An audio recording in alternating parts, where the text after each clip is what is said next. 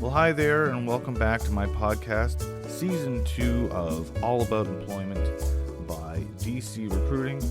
I'm very happy and ecstatic, actually, to be back here recording. I wanted to start a little bit earlier, but things keep happening that have delayed the process here. But I'm back, and I am ready to talk to you this season about something that I actually didn't talk about a lot at all, really, in Season 1. And I would like to focus this season mostly on interviewing. I didn't talk about interviewing, how to prepare or how to answer specific questions. So today I want to handle and talk about interview types. People have asked me, what can I expect from an interview?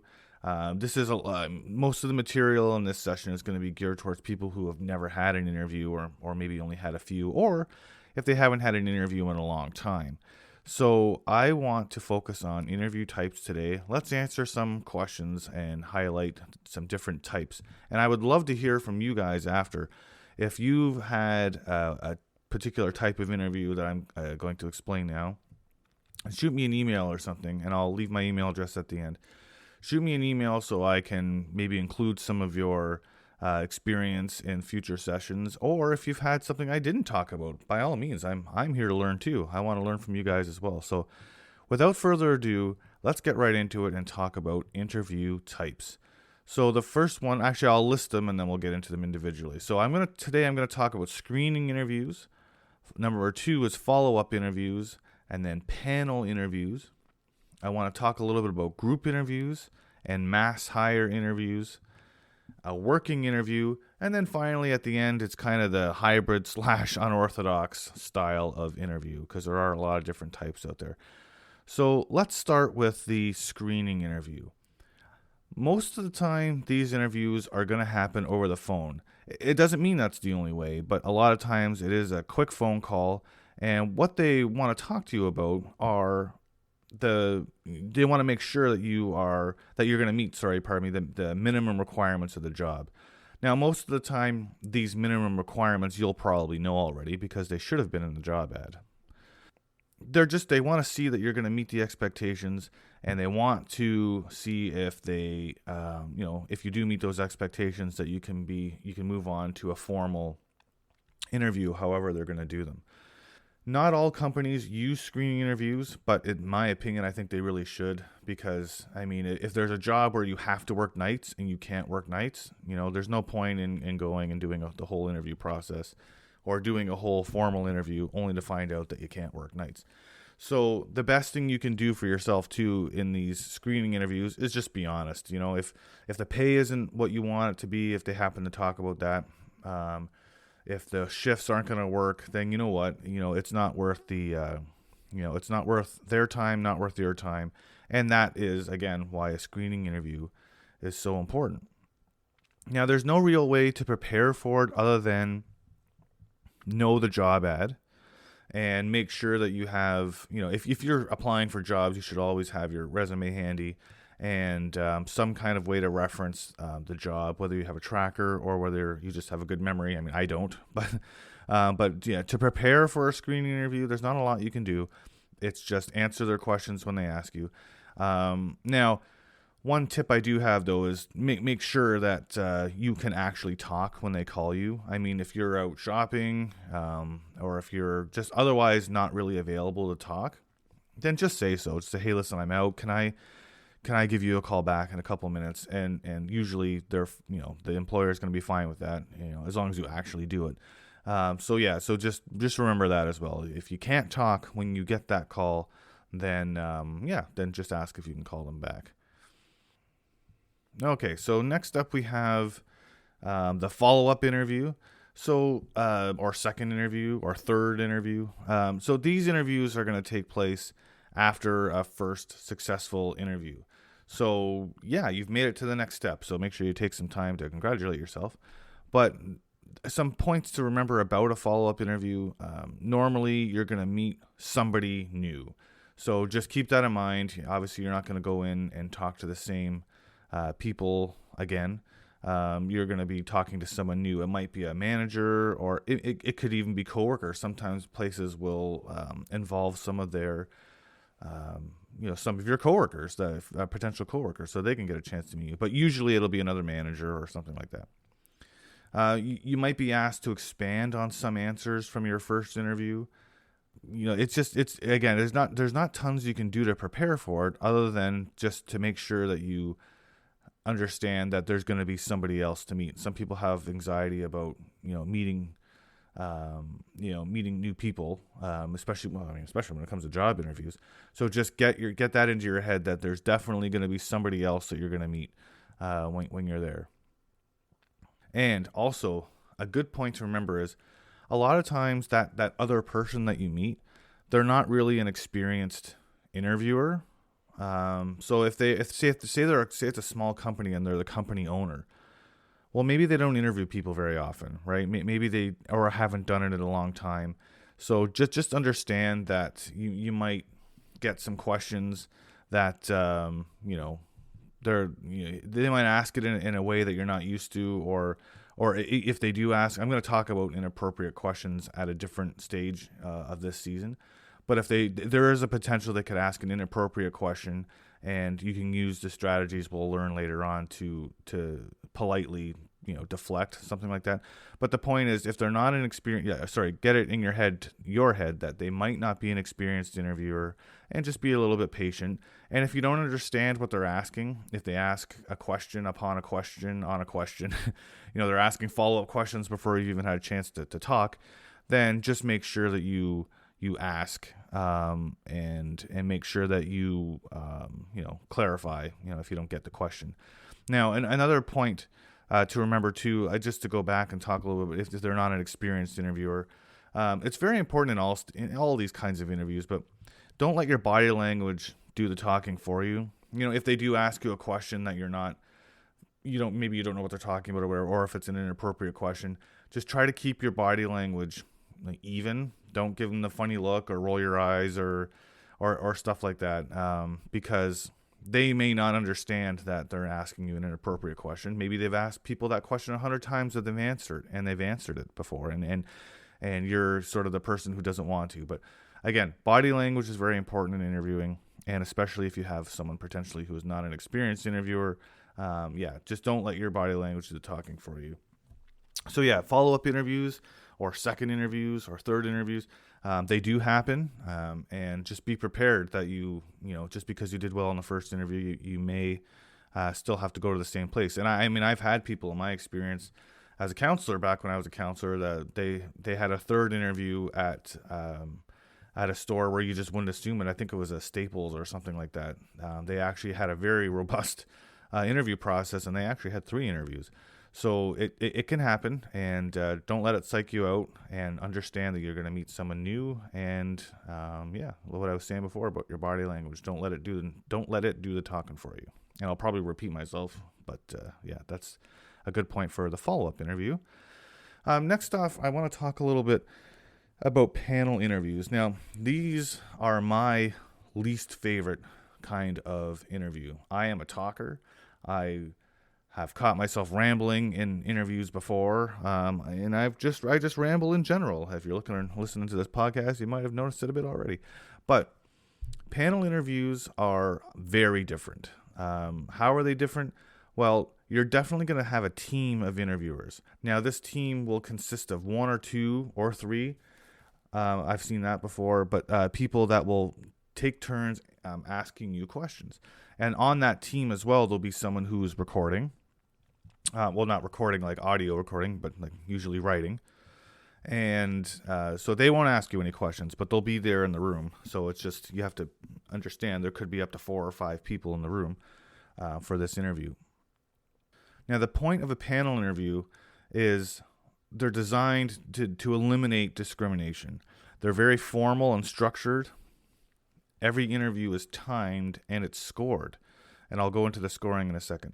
So make sure that you're very organized and succinct with your answers. Again, this is where people like me sometimes will fall down. I've actually had to go and practice. I went out to a local employment center and actually practiced panel interviews, because I just have to, just get it down to the lowest common denominator, give a good answer without using a lot of time. Now, if you run out of time in an interview, panel interview, you get zeros on the questions that you didn't answer. So let's talk a little bit about the scoring aspect here. So what that means is the company will have predetermined the answers they expect to hear. So they might have 4 different answers to these questions, and you get scored on which one you say or closest to, right? So if you give the number one answer that they're expecting you to say or that they want you to say each time, then you score a lot of points. So what kind of questions do you get with panel interviews too? So there'll be behavioral questions. I mean, it really depends on the company, right? But a lot of times there will be scenario questions. So it'll be like a problem solving test, right? How would you approach a certain situation? So you have to think on your feet, and you have to be able to be succinct at the same time. So I think panel interviews have their purpose. A lot of people think that they're pretty old-fashioned, but at the end of the day, whoever scores the most points gets the job. So that's how they work, and they can be very stressful though. I found them in my own experience to be fairly stressful. I mean, I like to read off people's body language. I talk with my hands a lot sometimes, and so the people that interview you oftentimes, I mean, they won't show you can't read them, is what I'm trying to say. Now, one thing I want to say too is if a panel interview is done properly, and this is behind the scenes stuff that you might not be aware of, but I just want to show you how formal they are. Most of the time, if they're run properly, each candidate will have the same amount of time to prepare, right? So if your interview is on a Tuesday at 8 o'clock, or maybe 9 o'clock in the morning, they might have called you on Friday. So that gives you Friday, Saturday, Sunday, Monday to prepare, right? So each person is going to get 4 days, and they'll get the same amount of time. They usually try to run them at the same time. So I mean, it's a lot of work on the employer as well to organize it properly. But so they're very formal. Like I said, just a quick overview again: timed, scored. You have to have your answers prepared so that you can deliver them succinctly. That's the most important thing. Let's move to the next one, which is the group interview. So I've actually had a group interview before, and I thought it was a weird concept at the time, but it actually does, make some sense. So what is a group interview? Well, it is what it sounds like. There's multiple candidates, and they get interviewed at the same time. They're usually used when there's 2 or more people being hired to do the same job. So let's say it's a company that's going to hire a couple of tradespeople, or maybe customer service reps. They're going to hire more than one person at the same time. So each candidate has a chance to answer first, which is great for people who perhaps are a little bit more introverted. Me, I could put my hand up and answer first every time. But a lot of people are a little bit shy or introverted, whatever, and don't want to be the first person to talk. But you don't get penalized. My point is, you don't get penalized for that in a group interview, because each person gets a chance to answer first, and then what you say is then, I don't want to say debated, but you have a conversation about the answer, and people can expand on it or add their own perspective to the answer, and then the conversation will ensue, right? And that's the point. So candidates are evaluated, on their ability to express and defend answers. So if you are that first person to talk, the interviewers are going to be looking at your reaction. Do you get really upset if people challenge you or think that your answer wasn't correct? I don't want to say correct, but appropriate. How do you handle it? Do you handle criticism well? Can you criticize other people? Right? Do you have the ability to, almost to a complete stranger, say, well, I don't know about that. I think this is the way I would handle that situation. So all of those things go into the evaluation. A lot of times with group interviews, there will be time for a one-on-one interview as well. So they'll build that into it. So for example, I had a group interview where I went into it, and there were 4 people, and we interviewed, we did the group part first, and then we broke off, and then each candidate had a chance to speak one-on-one with the interviewer. So it can be a sort of a hybrid where there is a chance to speak one-on-one as well. Not all the time, but anyways, I do like group interviews. It allows for a lot of personal interaction, which I like. And like I said, everyone gets a chance to be the person to start the conversation, which is great. And I think it really is a good approach to interviewing. And of course, if you from the employer standpoint, it allows you to interview more efficiently. You can see more people. You don't have to spend as much time, et cetera, et cetera. So anyways, that's a group interview. And if you've ever had one before, like I say, let me know how it went and what are some of the things they asked you. Because I know I'm just highlighting what types of, I'm not really going into what kind of questions they ask. It really does depend on the industry. Yeah, anyways, let's move on.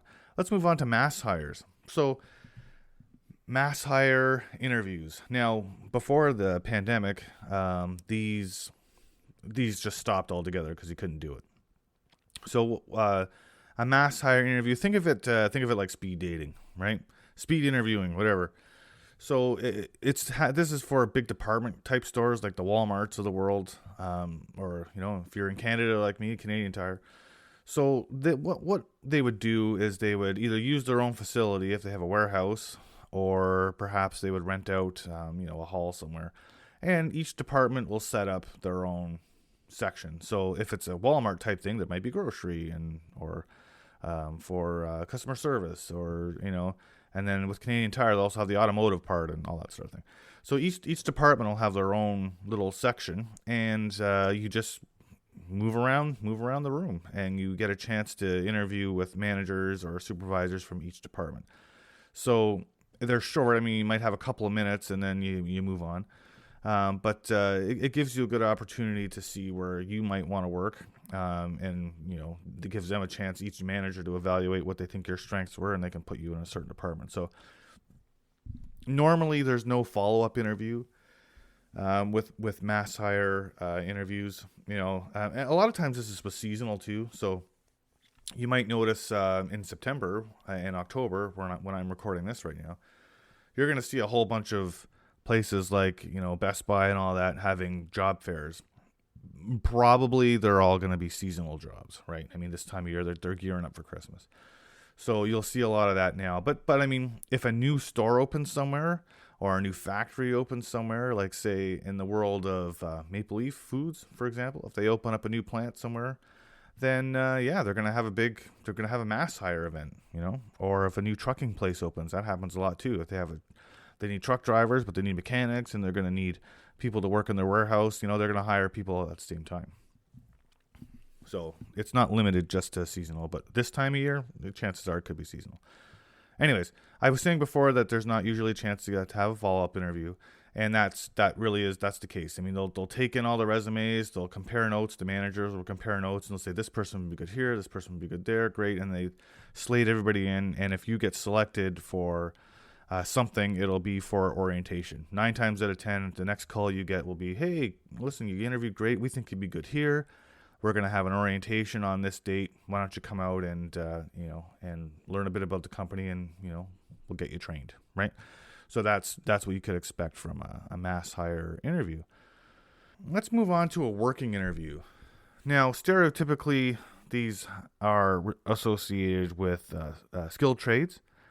Not exclusively, but people do consider working interviews, they attach that to skilled trades a lot. So I'll give an example in a minute, but the point of the interview is so that the prospective employee, can prove that they have the skills that they said on their resume. So a good example of this, like I say, is a road test for a heavy truck driver. You go in and you talk a little bit about your experience. And then the owner of a company might say, "Okay, well, great. Let's take one of the trucks out for a spin. Let's go around the block and we'll see if you can handle it." And it's not like an on the fly thing. Okay, like you're gonna know ahead of time that they're gonna do it. And it's not like they're not gonna be because they're gonna need to tell you to wear work boots or whatever, and you're gonna know about it. It's not like a on the spot thing. Or a welding test. That's another good example for welders. They might say, great, all position welding. Great. Let's go out to one of the stations, get some equipment on, get your welding helmet out, and show me a couple different types of welds. Most of the time, like I said before, you will have a chance to do a sit-down interview. Um, but the real test here is, do you have the skills, right? Do you have the skills to do the job, or don't you? Now, just to provide an example for the not trades, like say it's for an office environment, there are all kinds. There's used to be only a couple, but now there's all kinds of software out there that you'll get an email, and it'll be like, say you're applying for an accounting position. Well, they might send you a template of a Excel spreadsheet and make you solve some problems, or if it's going to be a position that requires you to use Word a lot, whether you're writing letters or editing or whatever, they're going to send you something and you're going to have to edit it. There's going to be mistakes in it, and you're going to get tested. So you can show that, yeah, I can type this many words a minute, or I can pick out mistakes, or like I said, or I can use Excel to do a pivot table or something. So yeah, there are other forms of working interview as an extension of an interview for all kinds of work environments. So just be aware of that. That's what I would say about working interview. I think working interviews are great. Because if you can do what you say you can do, you could be working very quickly, right? There's no, let's sit down and think about all the answers they gave. And, was this person's answer better than that answer? Or in the case of a panel interview, it's a lot of sitting and tabulating and, whatever else. This is quick. You go in, you show them you can do the job, and you might end up starting the next day. I mean, that's as great as it can be sometimes. Okay. Let's move on to the last type I want to kind of talk about. And this is the hybrid / unorthodox interview. So what do I mean by that? It could be a combination of the types that I've said. So, for example, maybe you will get, maybe you will get a screening interview and then do a working interview, or a screening interview and then move on to a mass hire. There could be both kinds at play. So you can be prepared for stuff like that. It's pretty common for them to mix them up. But it could also just be that you have a terrible interviewer. Okay, so by unorthodox, I mean you could have a terrible interviewer. You might walk into the interview and you get asked something like, "What kind of fruit are you most like?" I was going to say identify as, but what type of fruit are you most like, and why? Or what's your favorite color? What do you think that means? They'll ask you sort of questions like that. Now, I personally am not of the mind that these types of interviews are valuable. They are different, I'll give you that. But sometimes I think that these types of interviews are kind of more for the employer, not the employee, because it's very difficult to have any idea if you've answered a question properly. What if they wanted you to be a banana and you say you're a watermelon? I don't know. Like, it's hard to know what the right answer is, right? And again, the most important thing, like I said before, is don't let your body language do the talking for you. I mean, if you have one of these interviews that they start asking, and I'm not saying inappropriate questions. That's not an inappropriate question. It's just an attempt by the employer to use a different approach to their interview, right? There's nothing wrong with that. I just don't think it's very effective, but there's nothing wrong with it. But yeah, for someone like me who'd be like, "Why are you asking me this?" Don't let that come through. Just try to have fun with it and try to play along, go with the flow, and just try to do the best you can. Okay, well, that's all the types of interviews that I wanted to talk about. I hope that some of that is helpful. I know that on future episodes I'm going to actually go in and talk about specific questions. I just wanted I wanted people to be aware that there are different kinds of interviews, and just so you're able to mentally prepare yourself a little bit for what's coming at you. And don't ever be afraid to ask an employer, like if they call you to schedule an interview, ask them what kind of interview it's going to be if they don't say so you know how to prepare for it. If it's just going to be a normal kind of behavioral interview, and they're maybe they'll give you a few tips. Maybe they'll say, "Oh yeah, it's going to be there's going to be me and another person," so that you know ahead of time that there's going to be another person. Or they can say, "Oh yeah, shoot, bring your work boots." I should have said that. We may go for a tour. Ask what kind of interview it is, so you know how to prepare. And that's all you have to say is, if they ask you, well, why are you asking what kind of interview it is? Just say, so I know how to prepare. That's all. I want to give the best interview I can, right? So I'll leave it at that. Thank you so much for listening. If you have any questions, drop me an email. If you want to share any of your experiences, drop me an email. My email is dave.c at dc-recruiting.com. Drop me a message, drop me a line, whatever. Let me know about your experiences. I can share some of it. And don't forget, if you need to ask any questions, if you have any specific questions, let me know. All right, have a great day. Until next time, folks.